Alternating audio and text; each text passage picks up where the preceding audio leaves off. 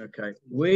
Okay. So the end of last week, we spoke about the bracha of Mekadesh Shimcha Barabim, and we spoke about how this is a bracha, not of a bracha on Shema Yisrael, which comes at the end of it, or sort of in the middle of it, but a bracha on Kiddush Hashem, on the fact that we are able to say Shema Yisrael Barabim in public. And of course, there were times in history, many times in history, where we were not able to say it in public.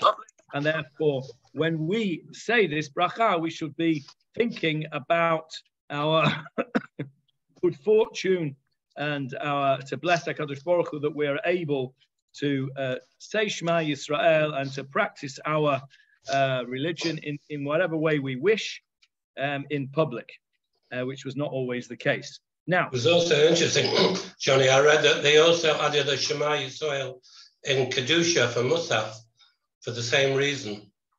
Because we couldn't always say it in its correct time and place. Yes. Okay, so at the end of, after Shimcha Barabim, Hamakadesh Shimcha or Kadesh Shemo, depending on which version you have.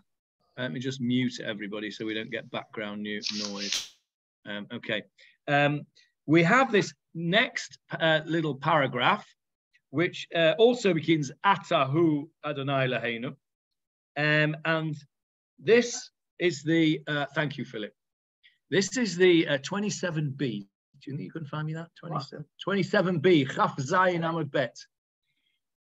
So this prayer says, let's just translate it. Ato Adonai Leinu, you are Hashem, our God, Bashamayim Uva'aretz, in the heavens and the earth, Vishmei Hashemayim Elyonim, in the highest heavens. Emet, Atahu Rishon, Atahu Achron. Emet, it is the truth that you are the first and the last. Umi Baladecha Ein Elohim. And apart from you, thank you, apart from you, we have no gods at all. What does that sound like to you? You are the only God. Idol worship. Yeah, it's and again, it's the same idea. When would we be saying this? At what situation in history? When we would be pretending that that wasn't the case. All right. This was a prayer which was said. I don't know if it was created at this time, but it was very much a part of times in history when we were not allowed to practice our religion, and in particular Shema Yisrael. So Anusim, the time of the Anusim, the time of the Maranos. You're not allowed to call them Maranos. Maranos, you know what Marano means? Pig. It means pig. It's a terrible word. You shouldn't use it. Conversos, yes, conversos. Anusim, from the word anus, which means forced. It also means in modern Hebrew, it means rape, because they were somebody who's raped is forced, obviously. So anusim, they were forced to pretend to be not Jewish, and so this prayer is very important to them, because what they're saying is emet. It's the truth. I acknowledge the truth. You are the first and you are the last. Umi baladecha ein Elohim. And other than you, there are no gods. So you imagine for us, okay, you just say it. But imagine that you were in that scenario where you were living a double life, as it were, and you were going to mass and doing all the, the this, that, and the other, and the Holy Ghost, and you really were. It was very difficult for you to do such a thing. And so this prayer takes on great importance. Umi baladecha ein Elohim. Apart from you, there's no gods.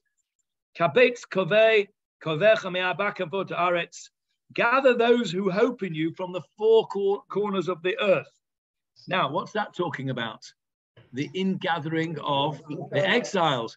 Think back again to the Anusim. They were exiles, weren't they? They were kicked out of Spain, and then they were kicked out of Portugal. Yakiru v'yedu kol ba'ei olam.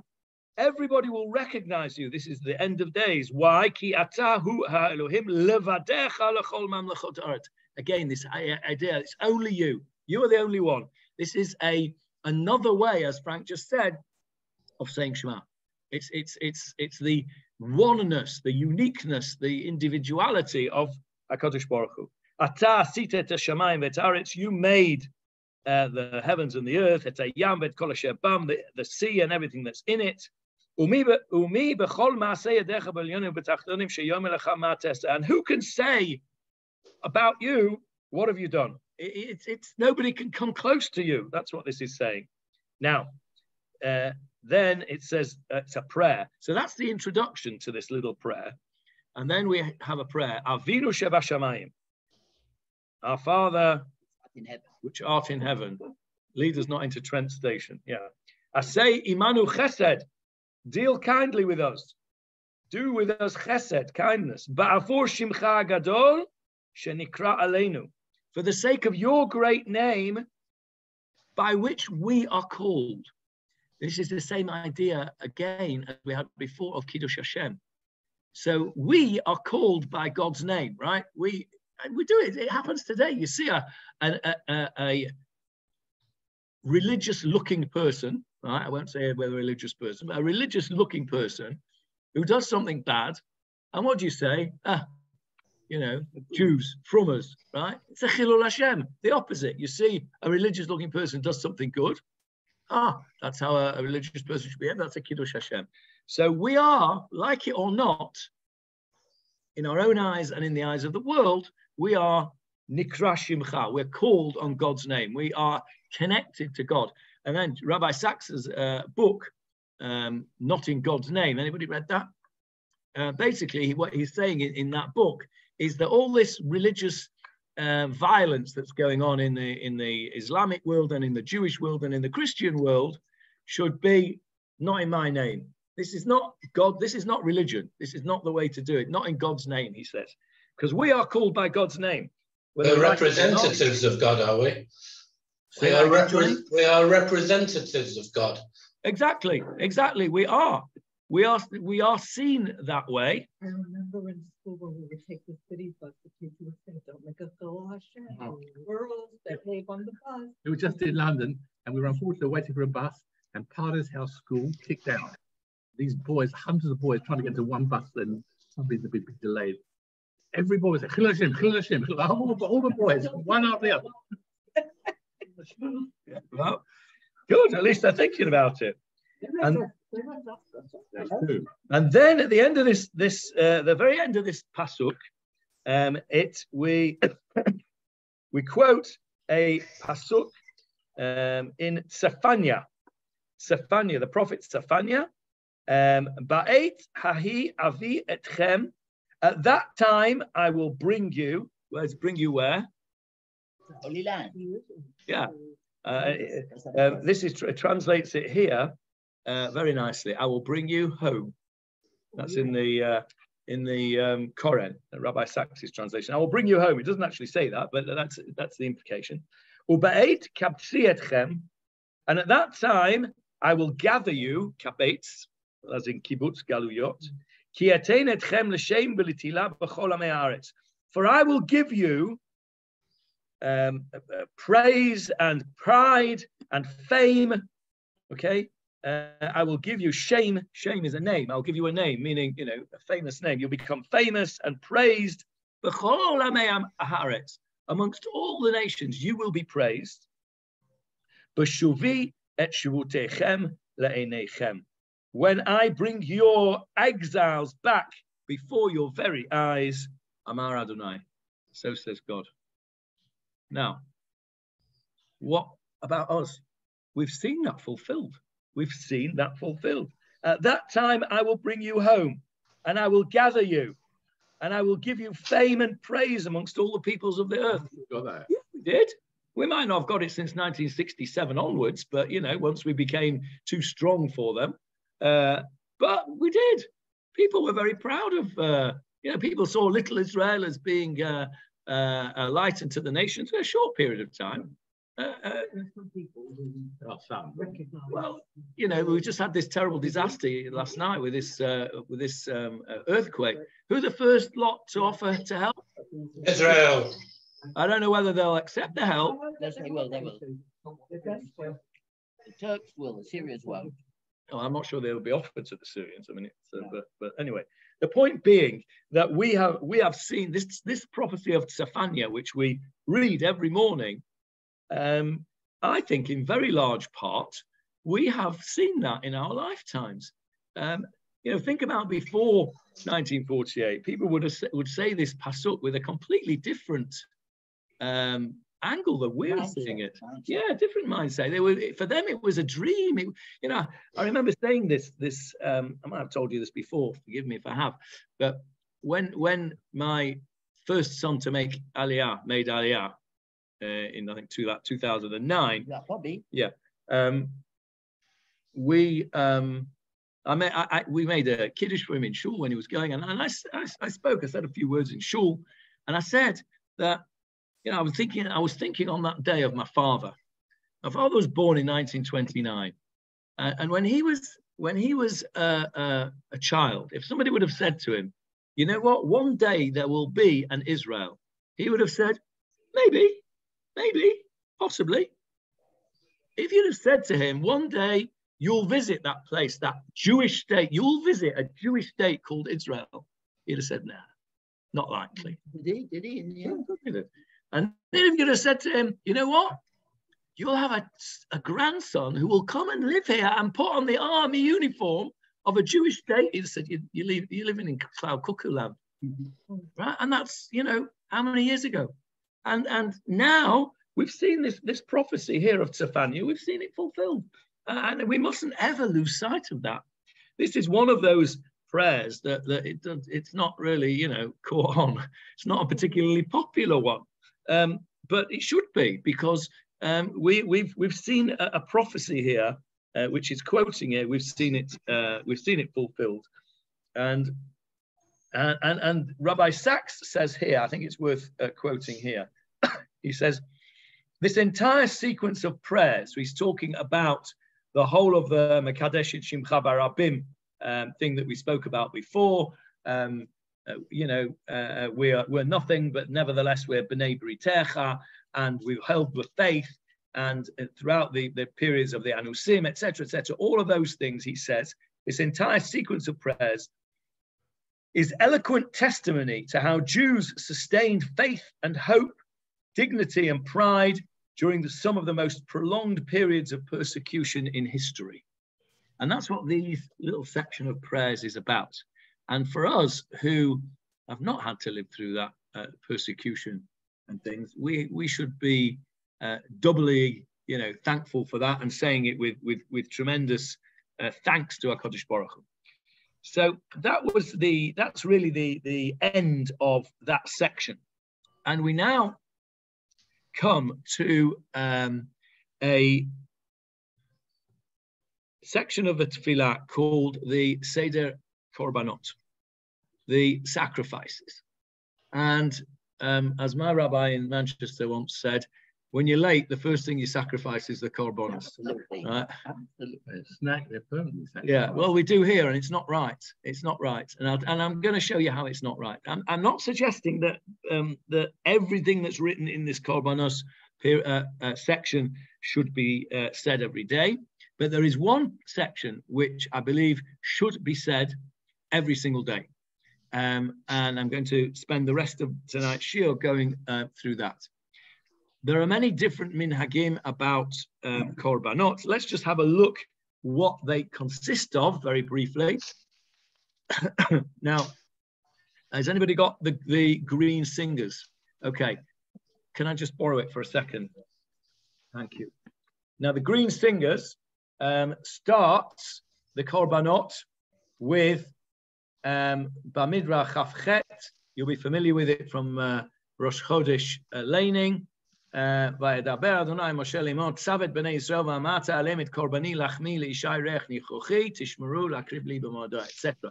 That is the parashah of the Korban Tamid, the daily sacrifice that was brought morning and afternoon. Okay, let's just have a look at what it says. Kvasim b'nei shana tmimim shnayim layom or latamid. Two of these year-old lambs were brought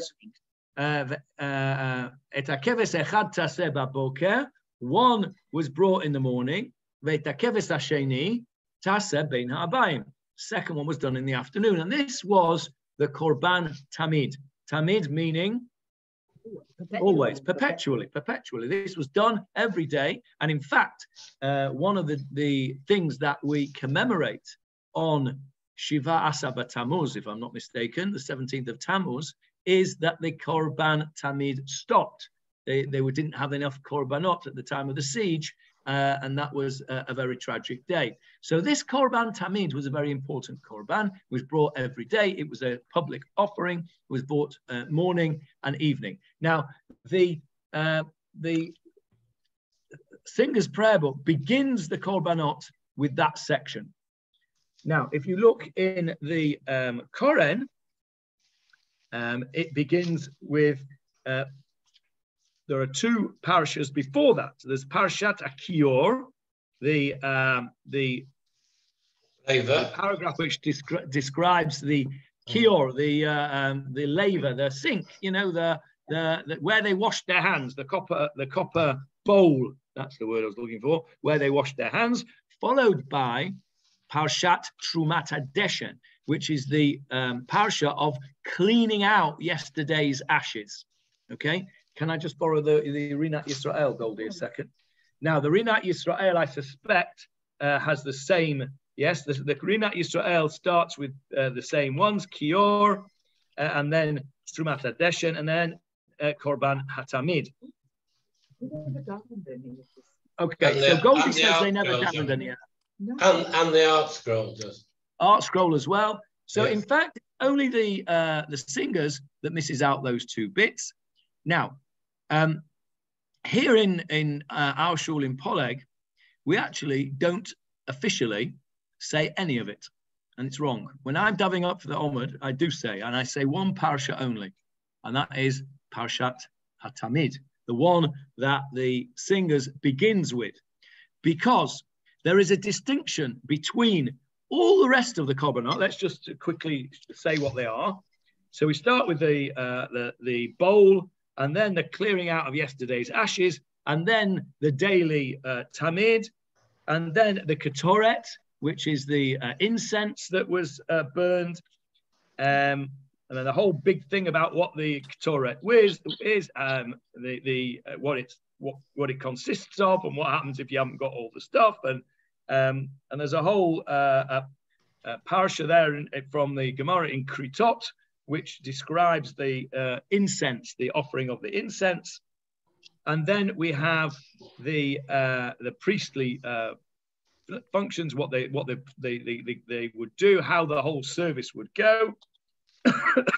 And then what happens on Shabbat, the special bit for Shabbat, over Yom HaShabbat, and then over Rashi Chodshechem, which is a continuation, of course, in the Torah of the Korban Tamid section.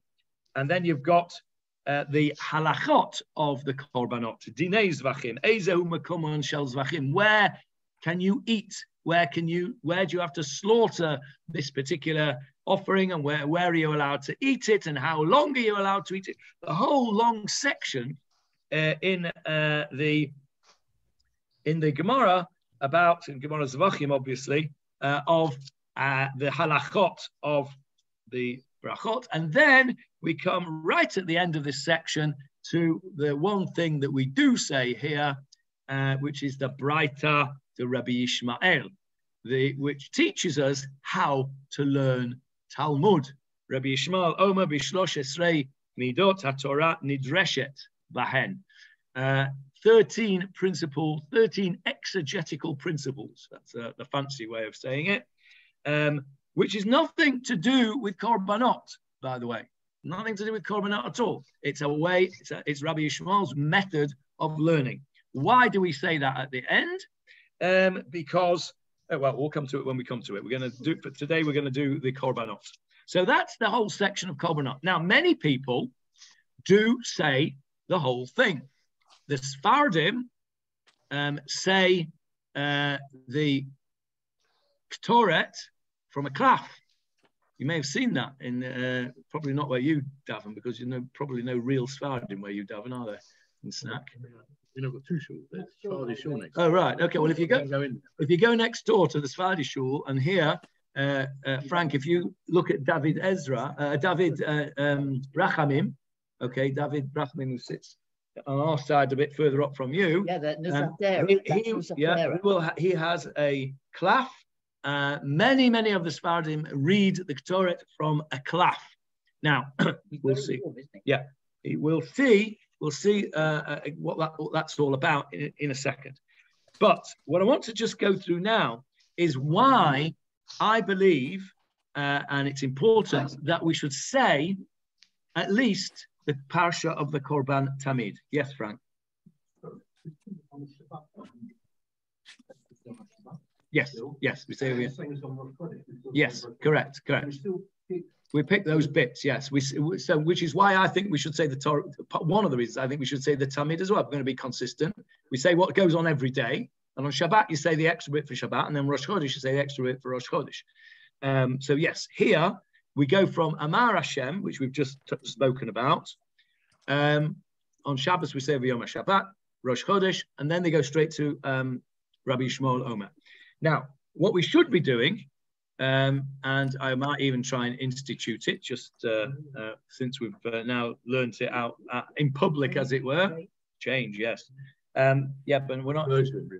No, we're actually adding things in, so that's okay. You know, change when you add things in is not really change, is it? It's just more of the same. It's when you take stuff out that's when you get in trouble, when you take stuff out. So why is Korban Tamid so important? That's why I wanted this this Gemara. If you have a look in the Gemara Tanit 27b. I hope you brought me the right volume. I did. Yes, you did. I did. Good boy. 27. Yeah, I almost fell off the stool there. I almost broke my neck. Not so terrible. So the Gemara in 27. We'd manage. We'd manage. Let's see if I can just put my hand here on the Gemara. The difficulty.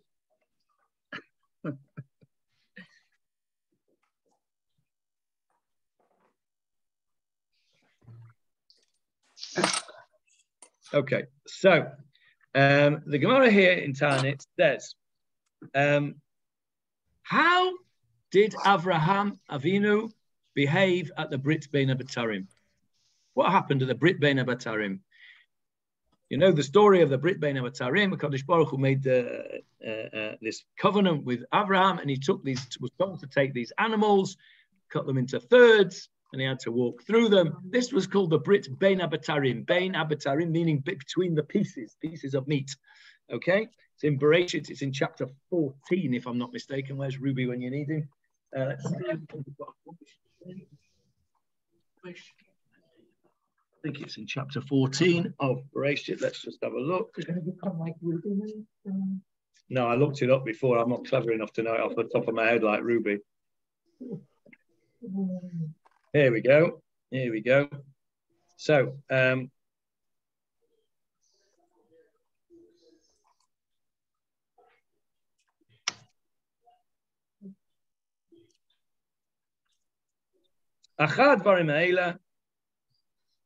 after these things will go on,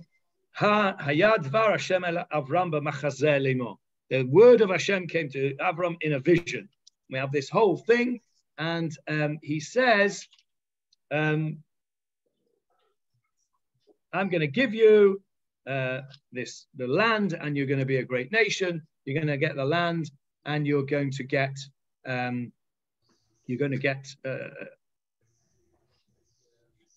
descendants. Okay, and he says, what does Avram say? Here we go. What does Avram say? Vayoma Adonai Elohim. He uses Hashem's both names, and he says, Bama Eda Ki Irashena. How do I know that I will have inheritors? I will have descendants. What do you mean? How do you know? I've just told you. I'm God, right? I've just told you. What's that? Avram says, how do I know? Bama Eda Ki Irashena. And what does Hashem say? Vayomer Elav. Hashem says to him, Kechali egle meshuleshet. Take me a egla, a calf of 3 years old, ve'ez meshuleshet, and a goat, goat of 3 years old, ve'ayel meshulash, and a ram of 3 years old, ve'tor ve'gozal, and a pigeon, and a turtle dove. And vayivater otam batavech, and you've got to cut them up. That's where the batarim comes in. Vayivater, okay, vayivater means to cut up. Okay, batarim means Brit. You've heard of Brits bein batarim, yeah? So bein batarim means between the pieces. So he cut these things up, and he had to the ayit, the bird of prey, the vulture came down, and they had this whole dream about Hashem says to Avram, Yadoa Teida, surely you will know, your seed will be strangers in a land that's not theirs, and they'll be avadum, and they'll have to be slaves, etc. And then they'll come out with a rechush gadol, and I will bring them to this land, and you will inherit. Why is that important? Rechush gadol. Tell me that. Okay, yes, but not right now. We haven't got time for that right now. But there are various portions. No, it's a good guy. I'll talk to you about it later. So the Brit Bein Batarim that we've just read there in chapter 14 and 15 of Breshit is the answer. Avram says, "How do I know that I'm going to inherit, or I'm going to have children that will inherit me?" And HaKadosh Baruch Hu says, "Right, we're going to make a brit. We're going to make a covenant. And what's involved in the covenant are these animals." And the Mefarshim say that all these animals that we mentioned there are all the animals which are involved in Korbanot. Goats, sheep, Cats, gozal, ram, yeah, turtle doves, pigeons, all those things. Is a pigeon kosher, Johnny? Is a pigeon kosher? Yes. Okay. Yes. No, there's not much meat on it, but okay. So he says. The pigeon. So this idea is that the Korbanot are somehow or other connected to the promised Avraham Avinu that we will always that he will have children and will have the land. Okay, so there's some connection there. Now the Torah says that Kodesh Baruch Hu says when the temple was in existence, these Korbanot were a constant reminder of Hashem's promise to Avraham Avinu, because of these animals which were connected to the Brit Bein Habatarim. The Brit Bein Habatarim was the defining moment in Abraham's life. Okay, it wasn't the Akedah, that was afterwards. The Brit Bein Habatarim is where Kodesh Baruch Hu says, I promise you, this is it. There's no going back here. And that's why, of course, the Akedah was such a difficult episode, because he'd already been promised, and he'd already been promised it would be through Yitzchak. And now you're telling me to sacrifice Yitzchak. That's why the Akedah was such a mixed up, difficult thing. But the idea being that the Korbanot, when we bring the Korbanot, it's almost a reminder to HaKadosh Baruch Hu that we have this covenant, and that he is a signatory, as it were, to this covenant. So when there are no Korbanot, we don't have that reminder. There's no Beit HaMikdash. We can't do it. You're not expected to do the impossible. We haven't got we haven't got that.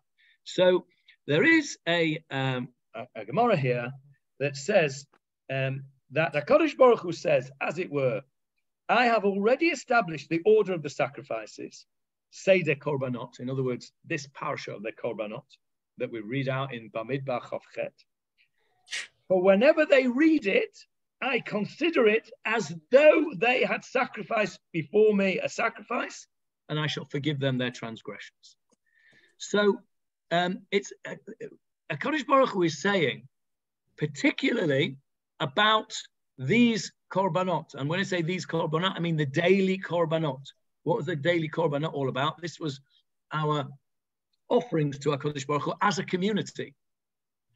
So this is not the chatat that an individual would bring if he did a sin. These are public offerings.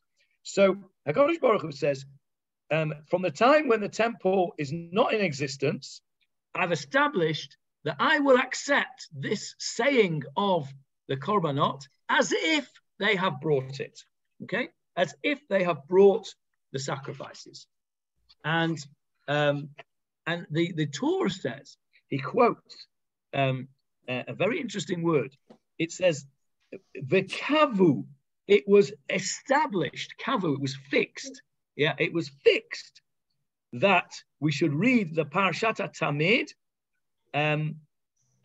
because of this statement in the Midrash that HaKadosh Baruch Hu, as it were, said that I have preordained that if you say this, when the Jewish people say the Korban Tamid, it's as if they have brought the Korban Tamid. Now, we don't no longer have an obligation to bring the Korban Tamid because we don't have a Beit HaMikdash. We're not expected to do the impossible.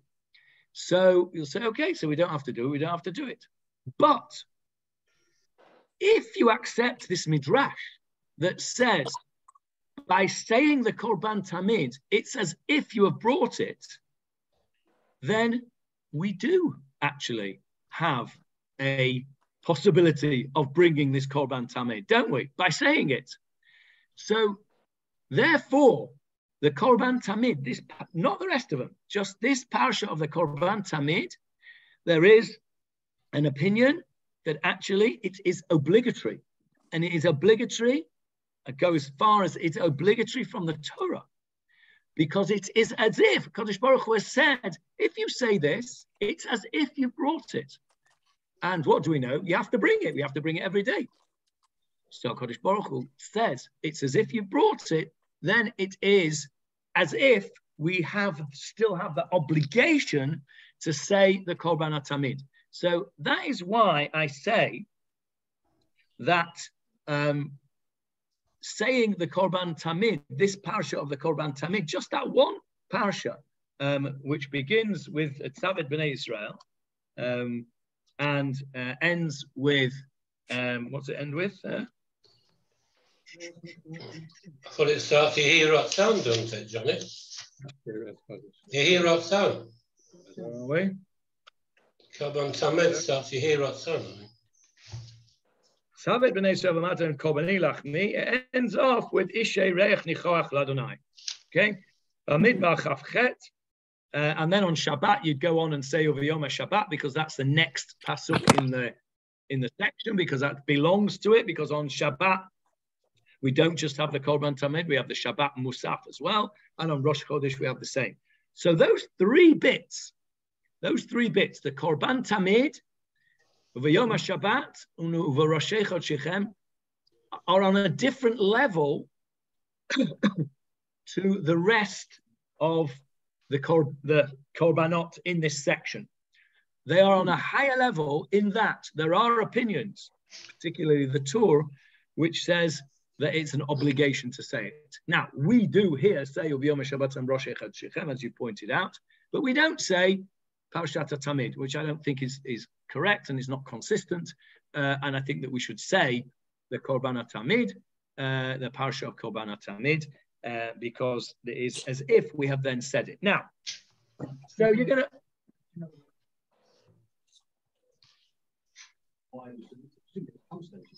I have no idea. I have no idea of the rationale why it was omitted here. It's omitted everywhere that I've ever been because of time. In Israel. Yeah. Excuse me, Johnny, we said it every day in Vine Street, Johnny. Yeah, well, in the Stiebel, in Prestwich, where we said the whole lot, start to finish, didn't miss anything. I'm saying the whole lot, yeah. Yeah. So I think most people... The article even says you should say it's standing up. A lot of people, well, some people say it's standing up as well, that's right. But a lot of people miss it out because of time, and it's not considered important, and it is important. Those particular bits are important, and it's interesting that the singers starts with that, misses out some of the other bits, but it doesn't miss that out, and it's important. So we should try hard to say that. Now, Just one thing. Why is it important? It's hard enough to keep up as it is. And if you start saying that, you'll be falling further and further behind. No, I'm saying we should alter the. We should alter the. Only my problem is why do you have to say the Korbanot, part of the Korbanot, when the temple doesn't exist? Just explain to you. Yeah. I've just spent the last 20 minutes explaining that. I understand Where were you? You're saying. No, I'm here. I understand what you're saying, but my question is still that. It's still.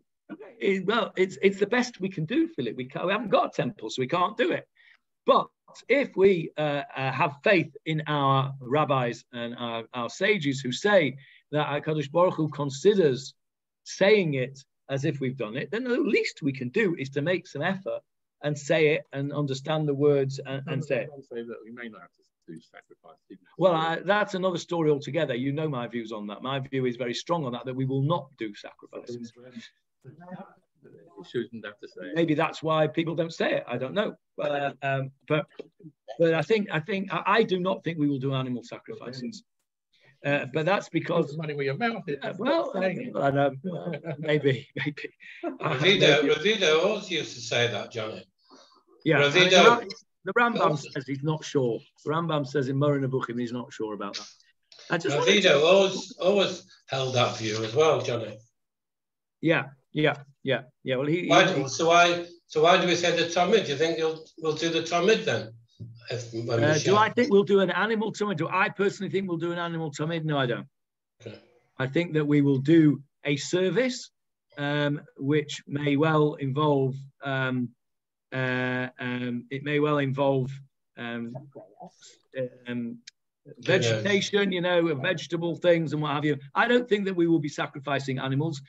In the same way as I don't think that we will be having slaves having their ears put through the door and all of those things which are no longer acceptable in modern society. We won't be doing those things, in my view, because as we've already said many times before, that the Torah was not given in a vacuum. It was given within historical context, and historical context changes. Ayin Tachat Ayin is a good example. It already changed by the time it came to the time of the Mishnah. It had already changed. And I know what you're going to say. You're going to say to me that it had never, yes, the red heifer is another thing probably we won't do either. Doing it. So, trying to do it, yeah, but we haven't got one anyway, and you can't do a red heifer without being tahor. You need somebody who's tahor, and there's nobody that's tahor, so it's going to be rather difficult. Now, I just want to talk about this idea that saying something can be considered as if you've done something. And it's a bit difficult, really, because, in fact, the Rambam says that the Rambam actually holds that prayer is one of the Tariag mitzvot, that praying to HaKadosh Baruch Hu is one of the 613 mitzvot. Not all of the commentators say so, but the Rambam does, and he brings it from a pasuk in Shemot, chapter 23. Let's have a look at it. Shemot, chapter 23. It's in Parashat Mishpatim, verse 25, and it says like this: "Va'avadatem et Adonai Elohechem, and you shall serve Hashem your God. Uveirach et lachmacha ve'et meimecha, and you shall bless your bread and your water. V'hasiroti machala mikirbecha, and I will take away sickness from your midst." And the Rambam says that this pasuk that says "Va'avadatem et Adonai Elohechem" does not refer to anything around it. It's not said immediately after the construction of the Mishkan. It's not in Sefer Vayikra when it's talked about all the Korbanot, where you would expect it. It seems to be in a bit of a vacuum. What was he talking about before? He's talking about Lo tishtachaveh Elohehem, don't bow down to their gods, don't serve them, don't do like them, break down their matzevoteihem, their altars and things, and you shall serve Hashem. The Rambam says that means prayer. That means prayer. That's the Rambam's opinion. And he derives it from there. He says it's a positive commandment to pray every day. And he quotes that pasuk. and then he also quotes in Hilchot Tefilah. He says what it means. B'chol levavacha means with all your heart. What's in your heart? Your heart meaning your mind. It's Tefilah. So service of the heart here is service in the Shema, Johnny. Yeah, that's right. Service of the heart. So the Ramban is explicitly viewing prayer as being the mental equivalent of sacrifice. Okay, it's a mental equivalent of sacrifice. The sacrifices are fulfilled through physical actions, external actions, and prayer is fulfilled through mental thought process, internal thought processes. But both of them, as it were, are an expression of serving God. One is serving God in a physical manner, and the other is serving God in a mental manner with an expression of your thoughts. Now, what is the archetypal Tefilah? Johnny. Yeah. 1 second. Service of the heart is not, the heart and the mind are not the same. It means the mind, because they didn't know in those days that the mind was the seat of everything. Otherwise, it would have said the heart. Even in modern parlance, we talk about the heart being, the heart being the heart of somebody's heart is got a big heart. What does that mean? It's got cardiac failure? No, but they thought that the heart was the seat of the mind. They thought the mind was in the heart. Now we know the mind is in the brain, the chemicals in the brain. But when it says the service of the heart, it means mental work. So the archetypal Tefilah is the Shemona Esrei. Okay, the Shemona Esrei. That is what we call Tefilah. If you read something about Tefilah, usually they're talking about Shemona Esrei. That is the central prayer. You're right, Barbara, that the Shema is a mitzvah min Torah to say the Shema twice a day. You're right. But the archetypal Tefilah is the Shemona Esrei. Now, if the Shemona Esrei is Tefilah, then the Shemona Esrei is the equivalent of doing the Korbanot, what we've just said. If these two things are parallel, then the Tefilah is parallel to the Korbanot. But there's one thing here that there's one extra dimension to sacrifices that you can't actually replicate with prayer. And that is the word which we use in Sefer Vayikra a lot, vehiktir. The Kohen does this process called vehiktir. It's the root of the word ktoret, of incense. So it's usually translated as he offers up. Vehiktir et chatat, and he will offer it up. Now, the offering was done two sections. There was the sprinkling of the blood, and then there was the putting of the stuff on the mizbeach, the burning of the stuff. Now, if you have a korban which you leave over and you don't eat the bit that you should have eaten, or the stuff left over, what do you got to do with it? Burn it. Burn it. And what word is used for that? What's the word for yes, lisrof, to burn it, sreifa. Okay, to burn it. The word sreifa, to burn it, is a negative word, right? It's got negative connotations. You burn something, it's gone, it's finished. We don't say that this Korban Tamid, which is completely burned, we don't use that word sreifa. When the Kohen offers it, he uses the word vehiktir. It doesn't say v'soref. Okay, and there's one translation which translates it as the priest shall turn all of it into smoke on the altar. Okay, and v'hiktir hakohen et hakol hamizbecha ola reach nichoach l'Hashem, which means we've always translated it. He should offer it up on the mizbeach, the olah, the korban olah. This is his tamid. Reach nichoach l'Hashem, a beautiful smell for Hashem. So what is it actually done? to use the word sreifa is negative. So the Torah doesn't use the word sreifa. He's turned it into smoke. And that's one thing that you can't do with words. And this korban, this action of the korban, is to take something physical, this korban, this meat, this animal, and to turn it into smoke, which is reach nichoach. Yeah. What is the word? What's the root of the word reach? Ruach. Ruach, spirit. Okay, so you're turning something which is material into something spiritual. That's the concept of the hiktir et hakol hamizbecha ola reach nichoach l'Hashem.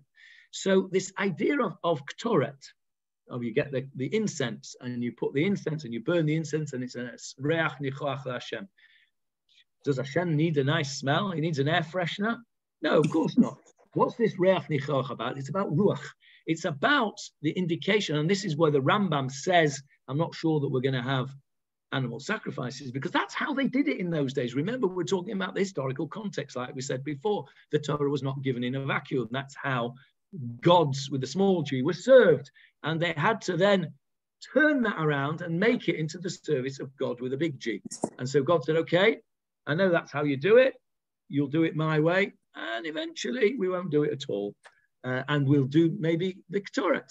Because with the action of turning something material into a reach, into a ruach, that's what it's about. And now that aspect of prayer is very difficult to do, because you can't actually turn something from material into something spiritual. So the idea of this Korban Tamid, this saying of the Korban Tamid, being as if you brought the Korban Tamid, only really works if your words affect your ruach and affect your spirit. And if you're, by saying it, you can at some level grasp onto some spirituality, then you've actually fulfilled both sides of the idea of the Korban Tamid. So it's a difficult subject, this Korbanot, and I think that a lot of the people that don't say it not just because of the time element, but also because they can't really relate to it. And that's understandable, isn't it? You know, it's difficult to relate to. None of us can imagine going to the Vashtunkana abattoir and, you know, and having smelly animals and blood all over the place and entrails and all the other things that animals do before they die. It's not a very pleasant thought. Fact is, might not be a pleasant thought. Fact is, that's what was done.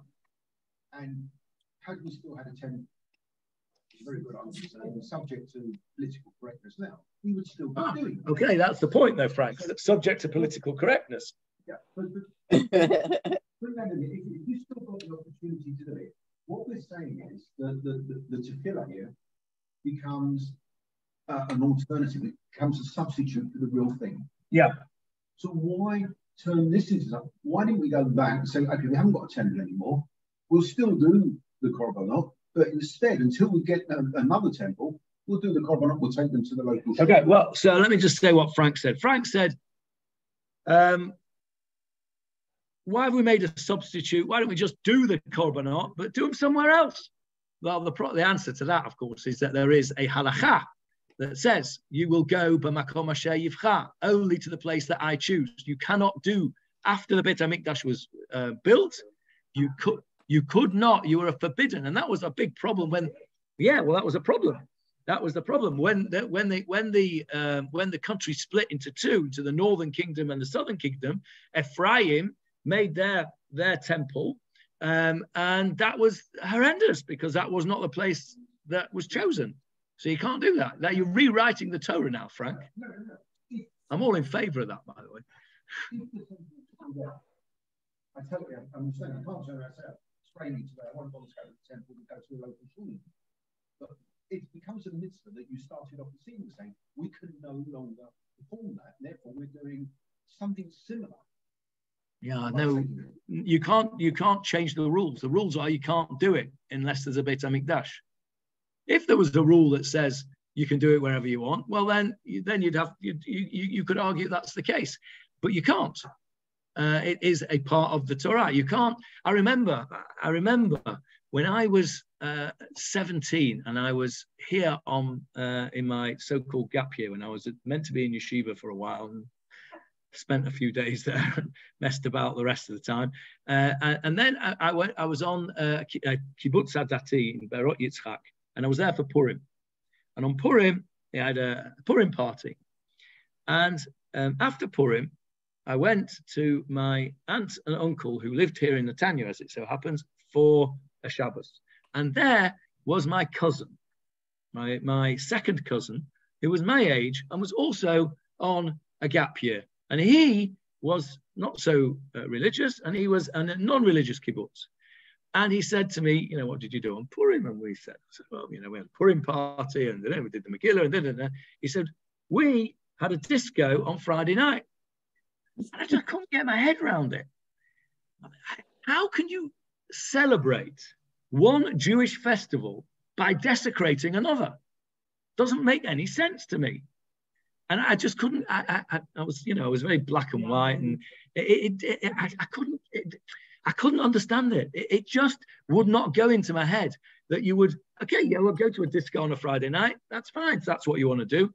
But to celebrate Purim, which is a Jewish festival, by desecrating another Jewish institution, it makes no sense to me. It made no sense to me. And this is a bit what you're saying. You can't say, well, I'm going to fulfill the Korbanot by desecrating a mitzvah in the Torah that says you can't do that. You can't do that. But weren't there other places that they were? But it tells you can't do it. You said, this is the Zeicha. Saying it is the Zeicha. That's the whole point. Yeah. Johnny? That's the point. Yes, Faye. I remember when we went to Kever Shmuel, David was pointing out that they used to do Korbanot there. Even after the Beit HaMikdash was built, there were places, that was one of the places that they did it. And obviously in Shiloh, they did Korbanot. Well, that was before the Beit HaMikdash. Shiloh was the Mishkan. The Mishkan was in Shiloh, and then it was in Beit El. It was in Gilgal at one point. The Mishkan moved around. Once the Beit HaMikdash was built in the reign of Shlomo, you were no longer allowed to sacrifice. Not saying that they didn't do it. Of course they did it. But they weren't meant to. They weren't allowed. That was the halacha. So to finish off about the korbanot, what should we be doing? Well, according to the halacha, I think that we should be saying at least the Korban Tamid. If you're going to say anything, you should say the Korban Tamid. And on Shabbat, you should say over Yom HaShabbat, and on Rosh Chodesh, you should say over Rosh Chodshechem. I actually think that you should be saying that in preference, if you were short of time, in preference to Rabbi Yishmael Omer. Why do we say Rabbi Yishmael Omer? Because we want to say a Kaddish to Rabbanan. Okay, that's the whole point of saying Rabbi Yishmael Omer. It's the same as when we say Rabbi Hanania ben Akasha. Right? Why do we say that? So we can say a Rabbanan Kaddish. You don't actually need to say Rabbi Hanania ben Akasha to say a Rabbanan Kaddish because you've learnt something already. Well, any learning of Torah is you're entitled to say a Rabbanan Kaddish, but just in case the Torah that you learned was, my rubbish that doesn't count, we'll say Rabbi Hanania, and then we've said something proper. So Rabbi Yishmael is a brisa. It's teaching you it's just a brisa from the Talmud, and so you learn that, and then you can say a Rabbanan Kaddish.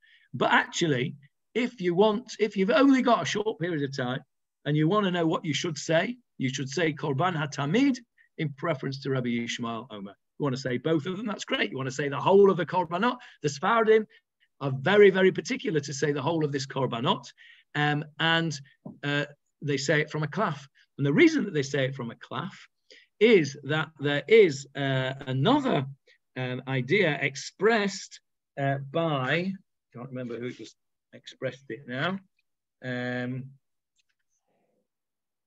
that you are not allowed to say psukim in the Torah off by heart. Okay, you're not allowed to say psukim in the Torah off by heart, except for Shema, and there was something else as well. Can't remember now. Oh yeah, you're right. There's a halacha that you're not allowed to say. Here we go. Rabbeinu Yonah, that was it. Rabbeinu Yonah has a specific halachic status when he says it's obligatory, which he needs in order to permit its recitation by heart. Okay, because you're not allowed to say stuff off by heart except the things that are obligatory to say, like Shema, and he says Korban Tamid. Now, by saying it by heart, what they mean is, some of the parashim say, what they mean is not from a klaf.